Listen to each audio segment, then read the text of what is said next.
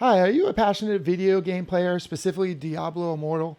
Maybe you've seen one of my past videos where I discussed words like investing as applied to Diablo Immortal. If you're interested in any of this stuff, welcome.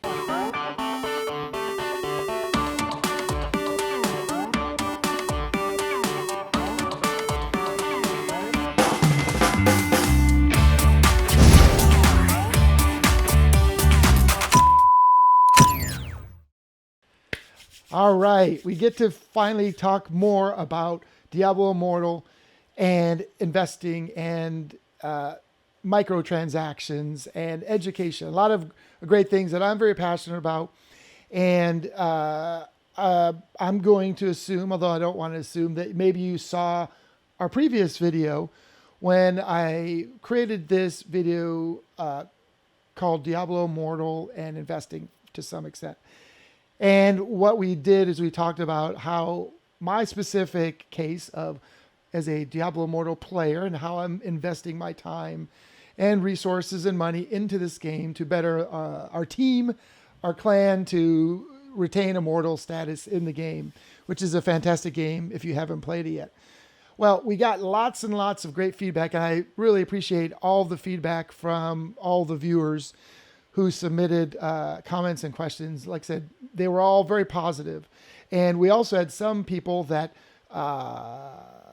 they said that they don't think the words investing, like a traditional money investing, shouldn't be applied to a game like Diablo Immortal. And really, you're not really investing any like things like a typical stock market or thing. So there's a lot of hot conversation about this. There's a lot of potential implications. There's a lot of things we have to discuss as a community about protecting children so they don't get mixed up in, spending money and bad habits, right, in a video game. And so there's just a ton of implications that this wonderful game, they still love the game, Immortal, has brought up. This is a conversation that's going around our house, my home, our business, and up to 300 people in our Weekend Warriors clan on Diablo Immortal.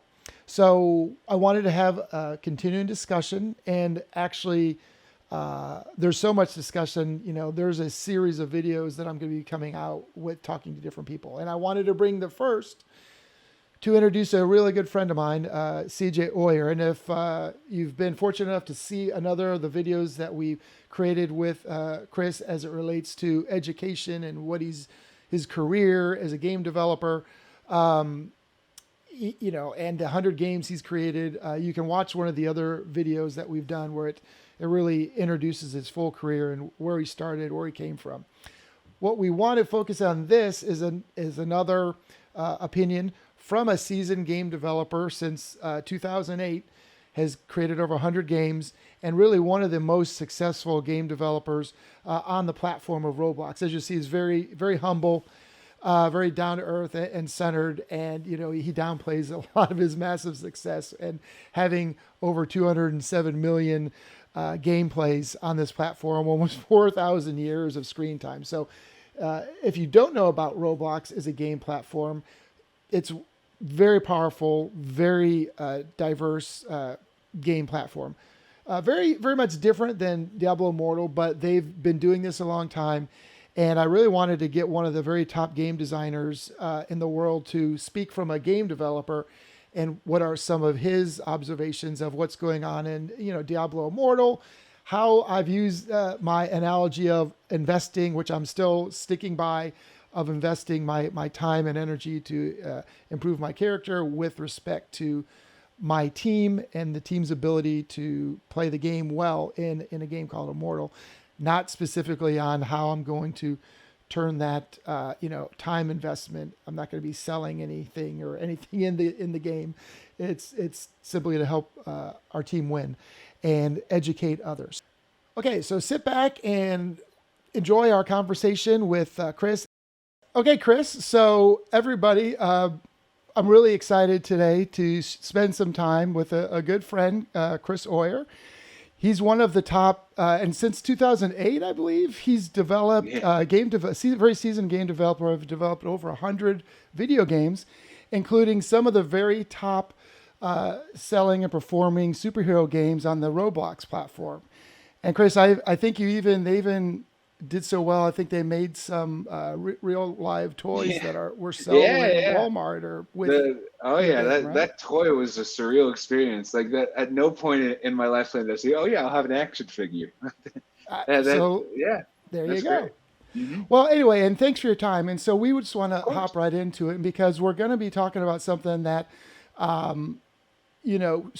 started, and it's a big topic that started on this YouTube channel when I was talking about currently still one of my favorite games, Diablo Immortal. Hmm. And really, it was all around Hmm. when I wanted to create this video in response to stuff that I was seeing and playing this game, and really since it's been launched, I've been playing it every day, and actually have made a lot of Hmm. friends all over the world that Oh also yeah. play this game, and also for some of the things that I've noticed myself doing in the Hmm. game as an entrepreneur, and I use the word investing, and which I'm still going to Hmm. stand behind.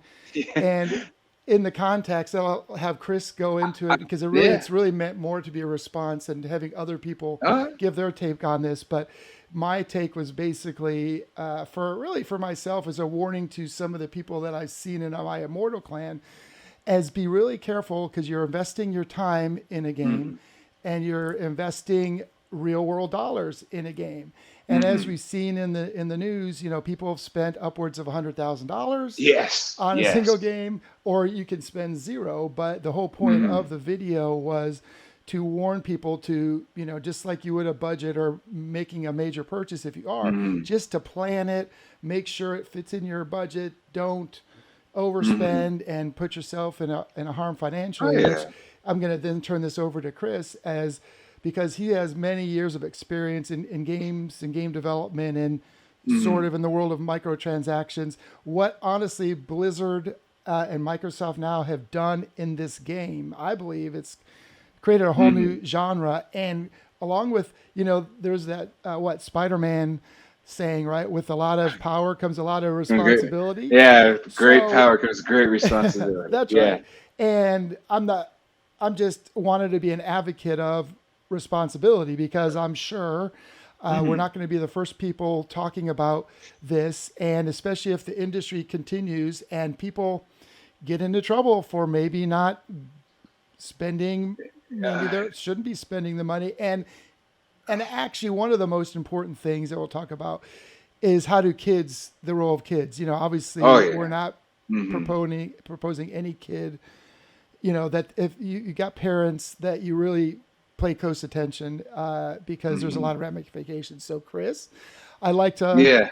thank you again, and let's start this discussion. Hmm. What do you think? I'll just first ask a question, then we'll go from there. What Hmm. did you think of the first time when I just reached out uh, to you, and we've known each other many Yeah. years, and said, hey, one of my favorite games is Diablo Immortal, and I'd love to get your thoughts and share some thoughts on what's going on here. Yeah. So I guess prior to you reaching out to me about it, I've the only time I'd ever really heard about Diablo Immortal was in the scary headlines. So, um, though since then I have done some more research on it, and I think I can understand it with a more nuanced take now. Uh, I think that Diablo Immortal is a very well built game with a lot of potential for fun, and that potential for fun is currently being fueled by, well, I guess they're using it to fuel a lot of what I would consider, I guess, exploitative monetization practices that just there's a long list. Like I guess like it they teach us so much about this whole field called behavioral economics in game design. Let me actually send you the link to that. Is there a chat in this that I can send? Oh, Um, here it is. Yeah, open chat. Okay. what I'll Yeah. do is Yeah, I'll put up the link later in the Gotcha. show. Okay. Yeah.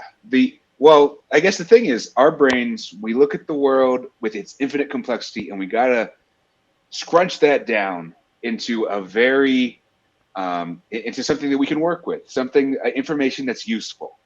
Thing is, information that's useful is not always information that's accurate, and especially not in all contexts. You might, green light means go. That's a good mental heuristic to have, but if you had only that information, like just start walking across the street whenever you saw a green light. Didn't even have to be on this on this traffic light. Your phone had a green pixel. No, it's like obviously taken out of its context, stuff starts getting messy, and that's how these games work. They give you something you believe to be true, and then slowly shift the context so you don't realize that the way you're viewing things is getting skewed. Like they'll frame things in the most positive light. Like actually, this is one thing they do. They'll get you to buy things at a much lower cost first. Like for example, say like you like literally like less than $1 you might spend on your first microtransaction, because they know that the friction of putting in your credit card info is enough to get you to stop and think about what you're doing. But you only have to do that the first time.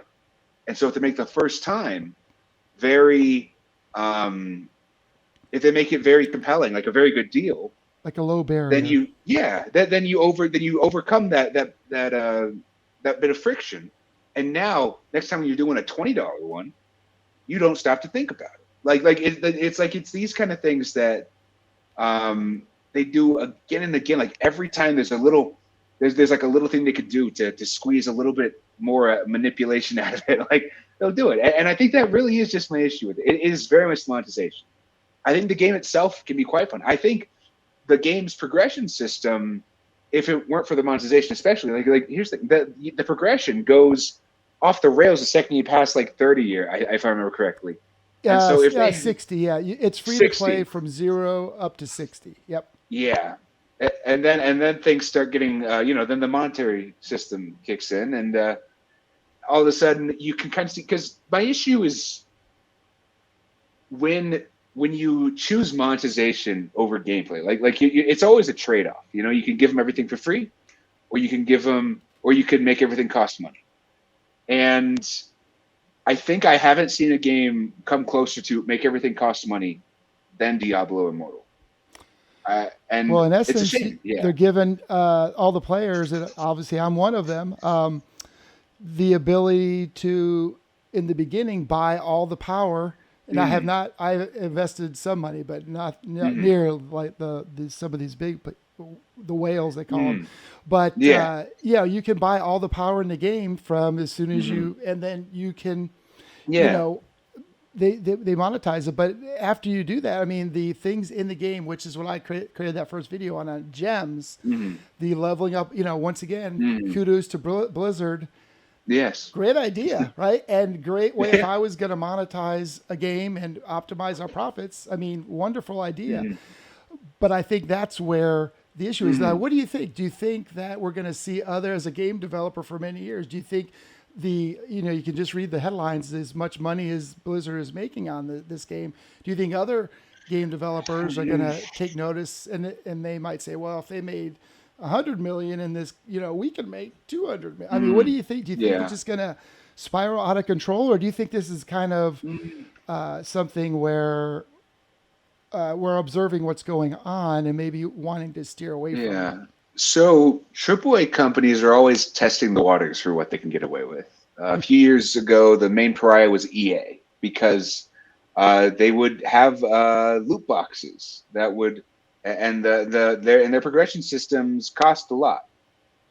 Arguably, EA looks like an industry darling compared to what's happening in Diablo Immortal. But at the same time, I'd say that there is stuff in Vegas which is still way more evil than that's ever happened in a video game. And I don't know. It's I guess the main downside is, of course, you can have Vegas in your pocket now, and that's so the accessibility is probably the only thing that would tip that scale. But I don't. I think that the industry is not deaf to backlash. For example, loot boxes have gotten less popular. They haven't gone away. But Overwatch 2, for instance, Overwatch used to be the biggest proponent for loot boxes for a relatively ugly industry mechanic, quote unquote, done right. It was mostly cosmetics, relatively affordable. Yeah, it did all right. They've moved away from that. They no longer do loot boxes, which actually is helpful because some places in the EU have actually outlawed loot boxes. And is that Um, because of the regulations, like for children, kind of underage, or are uh, you talking about you, just the potential I misuse of it? believe it is for underage, the ones I know of, but at the same time, the way loot boxes work uses the exact same part of your brain as gambling, and as it's a digital asset, I mean, it's not like if you can imagine buying something online as a loot box with a 100% chance of succeeding. Like imagine if you bought something from Amazon and they just sent you the product you wanted 10% of the time. Yeah. Like the only reason you do that is if you want them to buy it 10 times. It's not actually adding value in the same way. It's not as simple as obviously just not giving it to them. That'd be fraud. And I wouldn't say loot boxes are fraud, but they're like, if there's a spectrum between a fair deal and fraud, loot boxes are somewhere in the middle. Well, And that's a good yeah. point because and that's like I say why I made the video. It was as a Mm-hmm. warning, and let's be cognizant of how much you spend, Mm-hmm. and because of the fact the way Immortal is. Mm-hmm. It takes your money, kind of like when you go to Mm-hmm. Vegas. If you put it into the Mm-hmm. first slot machine, then they can Mm-hmm. convert it in the game to, Yeah. crests and different types of Oh yeah. things that you really have to pay They. attention. Like if I Oh put yeah. in They. $10, that's going to Oh yeah. equal 400 of these things, and then try to Mm-hmm. figuring out, how Yeah. what they're worth. And because people might not want to put the time in as disciplined to like make a calculator like what I'm trying to do, Mm-hmm. and like let's plan what you're spending. People say, "Oh, Oh screw yeah. it." I just gonna, I want to get that fix, that easy pleasure back, and I'm just That gonna keep dopamine hit. buying because I don't really feel like Yeah. I want to spend the time to figure it out. I don't want. I want to Yeah. ignore how much, that's the pain just to get the pleasure. And I know that's basic Yeah. human psychology, right? Yeah. Yeah. No, it really in terms of getting that hit, there's so many. It allegedly after you purchase a something in the game, they actually changed the sorting mechanic a bit to give you better matchups, I so can that see you that. looks like you're doing better. And but then the thing is, um, because you start doing better, then the base sorting algorithm starts then matching up with people who are better than you. And so over time, that sort of advantage just disappears, encouraging you to buy another. So if you want like that hit is something that they design. Like I guess this is like everything that you can enjoy about Diablo Immortal can just be a good game mechanic. They didn't have to corrupt it. They didn't have, like they didn't have to make like there are so many games that I enjoy that you could make a spreadsheet for that like Factorio is one of them. Very spreadsheet heavy game for sure. But the reason I like Factorio is because if I mess up my factory, I can still pay rent at the end of the month.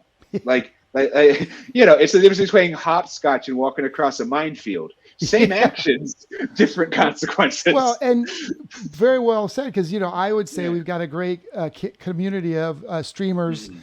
in Diablo Immortal that do a great job educating people, Mm-hmm. and it's unbelievable to me the amount of time these guys and Oh yeah. gals put in, and the spreadsheets that I've seen that these people make just on this game. You know, Oh yeah. 10 tabs, 400 rows of stuff. I mean, no Mm-hmm. wonder, obviously when they design the game, they don't make it, they take like, it probably took me 6 or 8 hours of research to even figure out like how to, talk about Mm-hmm. this thing and how would Yeah. you calculate it. because like what you said about the algorithms, it just made me agree with that, because when you're in these things called challenge rifts, you can do them for free or you can pay. Yeah. But I noticed in the game that they will just at random pop a level 5, Yeah. legendary gem, which are the most Hmm. powerful thing, and you go, holy crap! Yeah. It's like you hit the Yeah. lottery, and you figure, oh, I did it once. Well, gosh, now that I've got this really And powerful mhm. blood-soaked jade gem, well, shoot, I better now start Yeah. upgrading it, right? And kudos to the Blizzard team, because I know they employed big teams of psychologists and very smart people Yeah. to put this together. But on the other hand, there is Yeah. that level of responsibility, Mm. Yeah. Hmm. Yeah. Yeah. Yeah. It's I yeah. I guess kudos to the Empire for hiring a bunch of really good marksmen. Like it's like I don't know. It's for getting the best death laser engineers all into one that's place. Like right. But like I said, with yeah. it, and I've got a lot of They're comments. very talented at what they do for sure. Well, yeah, but and I do appreciate, and the reason why Hmm. we're going to be making these videos with Hmm. game industry vets is to get another point of view. And Hmm. obviously there's some great comments on my post saying, let's look out for children, and of Hmm. course Oh that's yeah. one of the reasons I've got 4 children of my own. Oh yeah. And and yes, my one of my sons, when they were not 8, 9, 10, spent a bunch of money on Madden, the mobile game, and you see Yeah. it on, and EA. I'm sure I'm Yeah. not That the was the only original parent, pariah. right? But Yeah. we need to, I believe, advocate for these, because if I believe we're gonna see more games like this, Hmm. and the game developers, like you said, like Vegas, there needs to be some way, if Yeah. possible, and maybe there is no way to discern kids Hmm. and age and to protect them. Maybe it's 20. I don't know if you can put a 21 or older, but at least it's something I we need to get. talk about. Yeah. Yeah. No, for sure. So here's, I guess here's my hot take, which I guess hopefully doesn't leave me without a job at some point. But the um, the the issue for why these games keep on spiraling more and more into, I guess, what's the phrase? I guess predatory monetization. Obviously, there's a you could argue there's morality, company values stuff, but at the same time, I'd say it's because a AAA game can only succeed one of two ways. Option A, you spend half your multi-hundred-million-dollar budget on marketing and have a big splash. Usually you use a pre-existing IP. And if you don't have a pre-existing IP, it's a pretty big risk because it might not work out. Um, and then you sell it for $70, now closer to $80 actually. Um, and then everyone buys it at once, and then it kind of fades into the background. That's the traditional way. Problem is, video games are getting more and more expensive to make because systems are getting more powerful. So to impress people, you got to do more, and that requires a bigger team, and that requires spending more money. But the thing is that initial purchase, if you keep raising the dollar for like 70, 80, 90, like there's a there's a point where you start actually losing money. And they kind of realize this, but they, instead of stopping growing their teams, it just becomes sort of an unsustainable cycle of, okay, we got to make the team bigger, we got to pay, like we got to make the game more expensive, and the games get more and more and more and more expensive. And so how do you make that balance out in the spreadsheets? And what they found is that systemic games, I actually advocate for creating a game systems over linear story games all the time for efficiency. They take it a step further, and they use systemic games not only for efficiency, but also combine that with microtransactions. And with those microtransactions, uh, basically, as you saw with Diablo Immortal, they made back their money so quickly, and it's so much more efficient and cheaper to make. And thing is, they're still a AAA company though. The Blizzard still has to pay for 1,000+ employees, living in, I think, California or somewhere on the West Coast. Like, those people cost a lot of money. And I guess, are they releasing a game this year other than Overwatch and Yeah, um, I've been a Diablo? Diablo 3 player since and Oh 2, yeah, so they're going to come out with Diablo 4, which is, four. Yeah, and that's the big controversy now with the community, which rightfully so, yeah, wanting to make sure that they're not doing to Diablo 4 like they did to Immortal, which is the pay to win. yeah, And they've continually stated that it's going to be cosmetics and stuff yeah. like that you can Didn't they say buy. that about Diablo Immortal though? No, they didn't. No. They did say, I don't know if it was super clear, but Okay. they've talked about it from the beginning as a Okay. pay to win. Now they did nobody knew Okay. to what extent the pay to Okay. I win. guess. Yeah. And All quite right. frankly, since JT's All Business, who by the way I'm going to reach out and I'm going to get him Okay. on the show, because here's a guy that I admire as a fellow entrepreneur because what he Mm-hmm. did, and this is a true one of the reasons why, and I'll continue to use the word investing. He Mm. invested as a business person a lot of money into the game, but then he created his own business and his YouTube channel to educate Okay. people on Diablo Immortal, which, as a fellow entrepreneur, great idea. I think Okay. that's fantastic. Matter of fact, there's a case study, just like we interviewed you as an entrepreneur, as a game developer, but where you have to watch it is having these little kids, these young kids, right? Yeah. They're looking Mm-hmm. at him as a ultra powerful being in this Mm-hmm. game, which he is, and I do believe he's a good ambassador for the game. Mm-hmm. But you also want to say, well, kids, this is for a business. This Mm-hmm. is not what I suggest you do. If you're Yeah. not starting a business, for example. Yeah. I I guess I guess it does bring us to the topic of video games as an investment. And Yes. I obviously I'm a person who has made money making video games, arguably from Roblox, which started out as a game. So I understand that like you can make money from it. I guess it's just very. I guess there are a few different flavors of earning money. There's the obviously with the Diablo Immortal. I think even if we can, I can certainly see that if you build say a streaming career off of Diablo Immortal, then yeah, that was a decent time investment.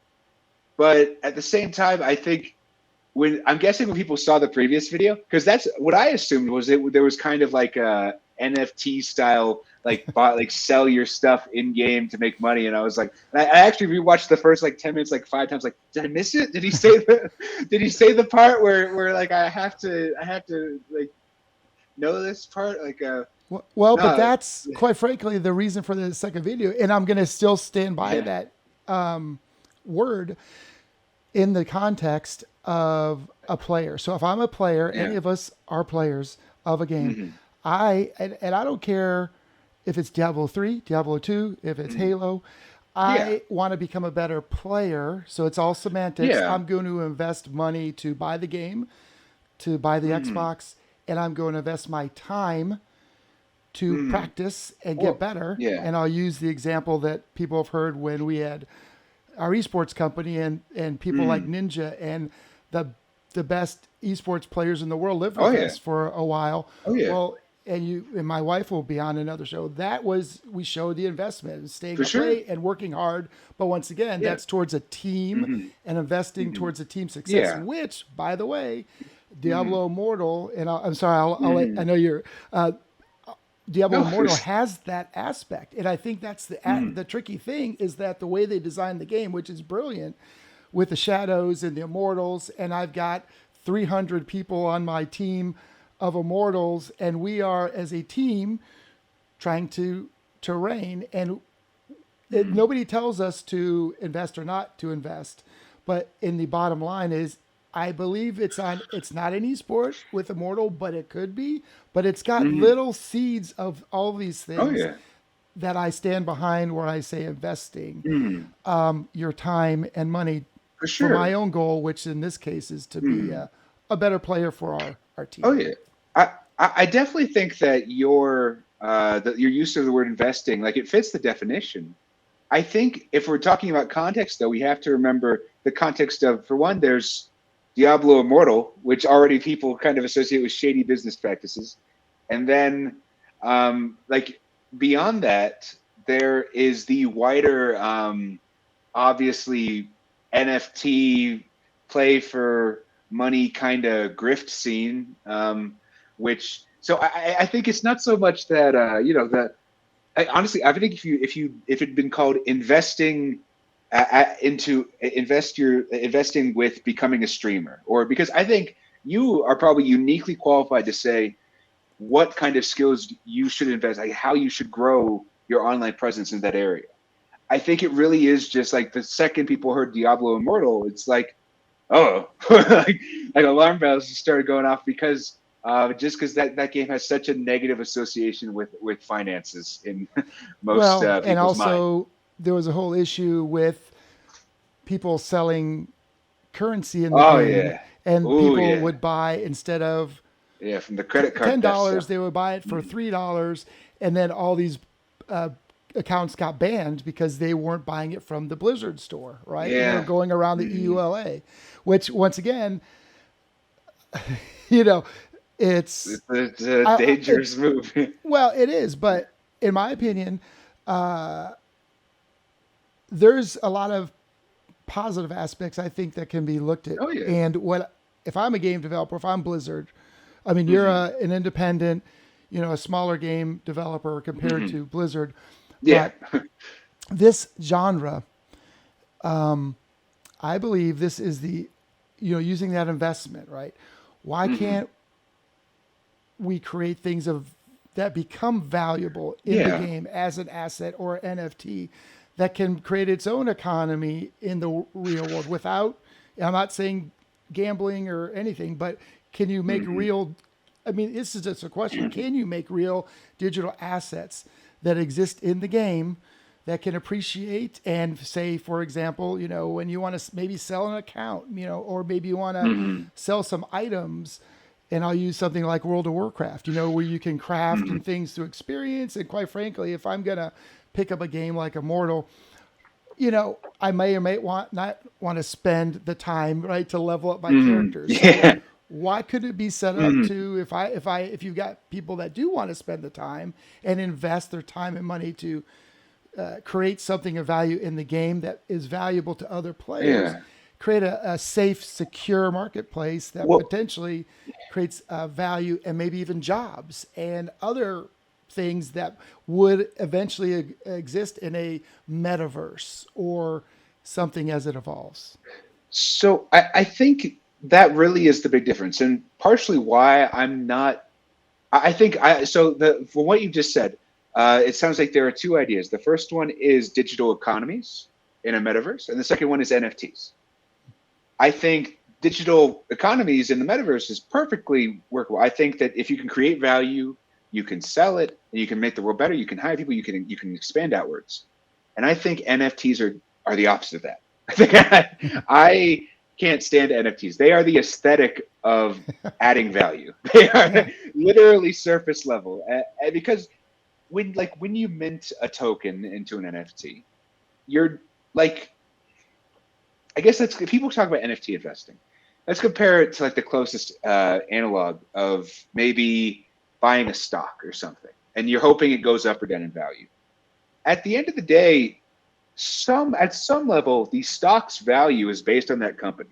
Like there is a physical tie-in, or even like with I'd say the closest analogy is actually buying gold. The problem, like, and why NFTs and cryptocurrency wouldn't work in the same sense. It's the same reason we don't use gold for all our transactions, because the like for one, fraud is impossible to undo with that kind of stuff with unless you literally branch the entire economy. Um, and So like same thing with someone, if someone steals gold, you can't get that back. And I think that it's that's just something that's very limiting among some of the other technical limitations. The And I think NFTs are just an extension of that, where yeah, you can have a digital asset that's artificially scarce, but you can like technically this is a unique version of this can. It has very small defects. It was generated procedurally, but it's unique in its own way. It's filled to about here. Um, this is my investment strategy.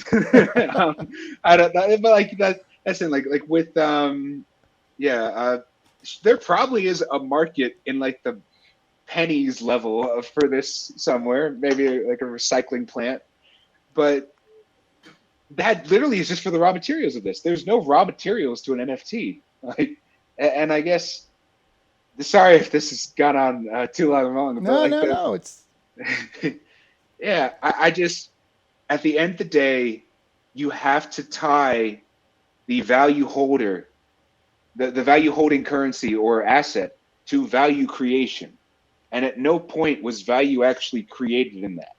Now you could argue that with a Blizzard, if they make a rare item, technically Blizzard has created a valuable game, and they are like carving off parts of that into digital items that you can then buy and sell.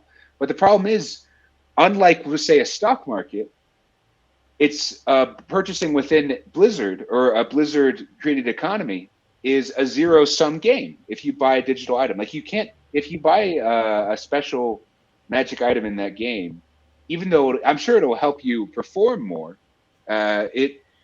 it'll still though be limited to within the confines of Blizzard. The only way this relationship works is if Blizzard continues to make more money from you than you do from them.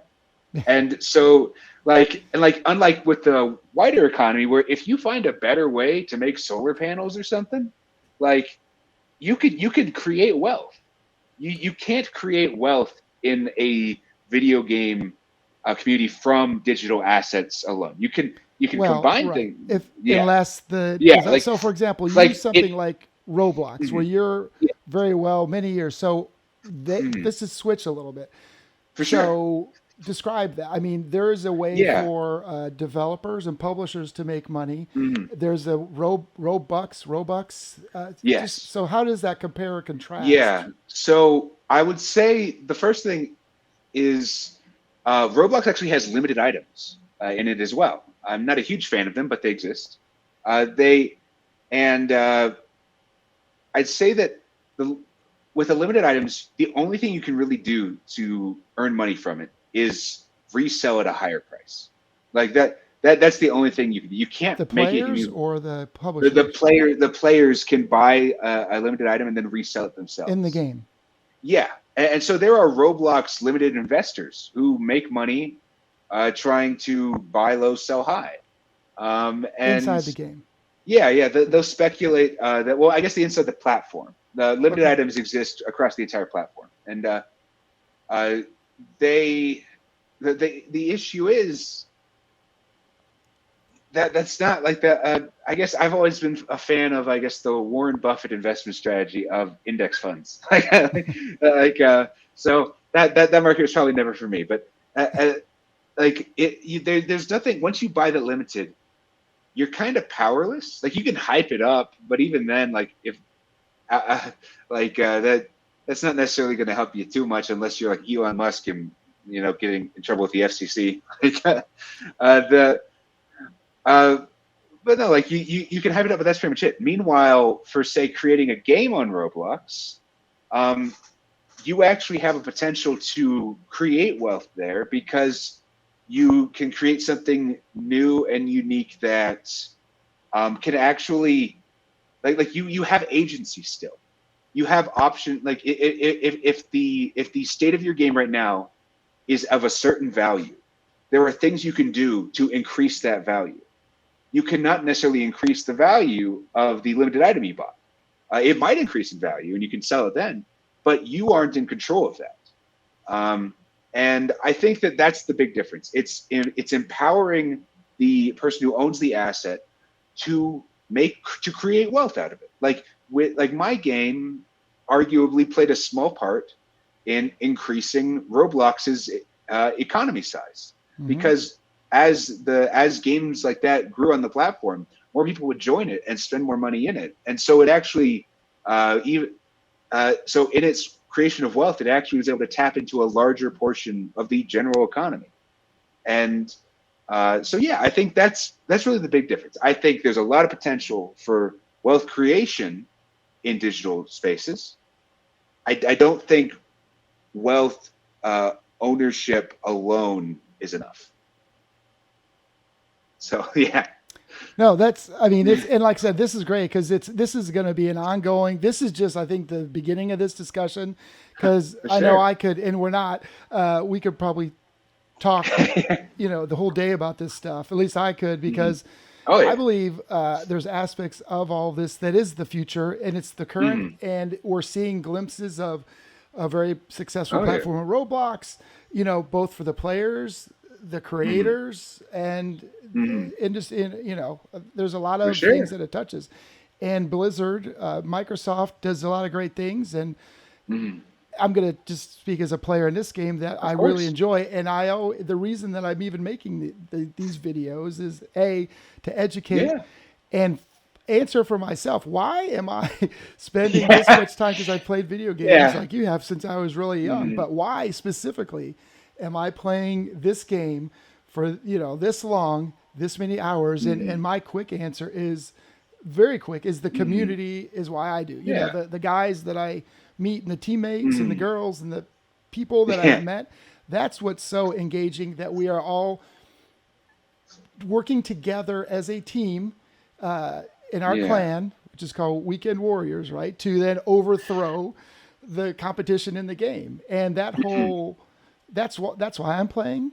But anyway, I'm trying to educate myself and others. Well, so I appreciate. I think that's great. Like it's a fun game. Like I think that's what people kind of forget, that just because a game is monetized to trick you into doing certain things doesn't mean it has to. It's baseless. In fact, I want Diablo Immortal to become a better game. I want it to ditch some of those shackles and then fully embrace what works about it. I want Diablo. The Diablo series is very fun. Absolutely. Yeah, and to be able to have it in your pocket is great. I just want them to care about the fun parts as much as we do. Agree. Yeah. And obviously, as business owners ourselves, profits are important. Oh yeah. And I'm not saying if I was CEO of Blizzard, I would do exactly the same thing. But obviously, you have to pay attention to that bottom line. But I think there's other things to consider, which we'll explore in future videos in terms of education, careers, and things that we can do to train and inspire. And if you wanted to, like some people have as streamers, look, they're going to create a business just like you have, a livelihood for yourself by adding content, value, and education. Oh, yeah. Well, there's a lot more to that I think can go there. So I really do appreciate, your time, because I'm going to post this up, and I'm going to hopefully answer some questions, and hopefully we're going to